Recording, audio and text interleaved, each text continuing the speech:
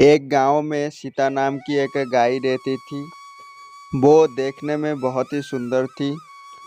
उसका एक छोटा सा बच्चा था। उनका सौंदर्य अत्यंत शांत था। गांव के लोग और गांव के अन्य जानवर उसे बहुत प्यार करते थे।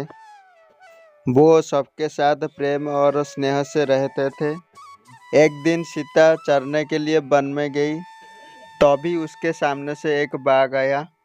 जब बाघ उसे मारने गया, सीता ने विनती करते हुए कहा, बाघ भाई, मुझे छोड़ दो। मेरे पास एक छोटा सा बच्चा है। वो बहुत भूखा है। मैं घर जाकर उसे दूध देकर वापस लौट आऊंगा और बाद में तुम मुझे खा लेना।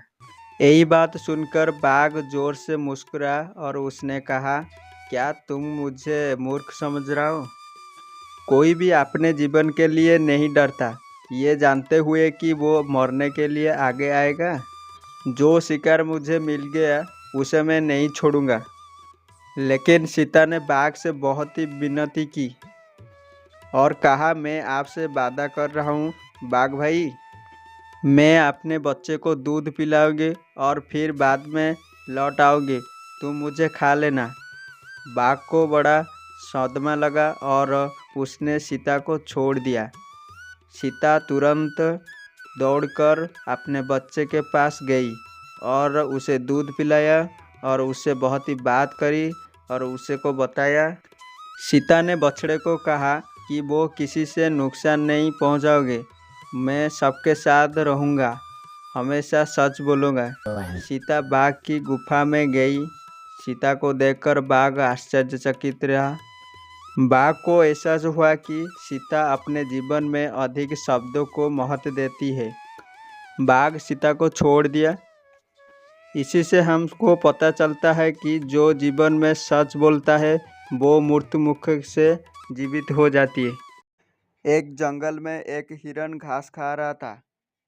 उसी समय एक बाघ आई। उसने बोला, मैं आज इस हिरन को खाऊंगा। और हिरन घबरा गया और बोला, बाघ भाई, देखो मैं कितना पतला हूँ। मेरे को खाने से आपका पेट नहीं भरेगा। मेरे शरीर में मांस नहीं है, इसलिए मुझे मत खाओ।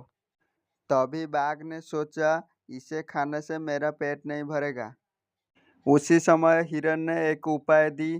कहा कि इस जंगल में बहुत ही घास है, मैं इस घास को खाऊंगा और उसके बाद मेरे शरीर में मोटा हो जाएगा। उसके बाद तुम मुझे खा लेना। इसे सुनने के बाद बाघ सोचा कि ये सही बात है। इसलिए वो हिरन को बोला, मैं शाम को लौट के आऊँगा, फिर तुमको खाऊंगा। जल्दी घास खा लो। इसके बाद बाघ वहाँ से चला गया। इसी तरह होते ही 5 दिन गुजर गए। 5 दिन के बाद बाघ फिर से आया। हिरन को बोला, मैं तुमको आज खाऊंगा। उसी समय हिरन ने बोला, बाघ भाई, जंगल में और थोड़ी सी घास है, उस घास को मैं खा लूँगा और उसके बाद तुम मुझे खा लेना। यह सुनकर बाघ थोड़ी सी विश्राम ली। 5 दिन वो खाने से दूर था, इसलिए वो दुर्बल हो गया था। इसीलिए वो सो गया। हिरन ने सब घास खा ली और वहाँ से भाग गया।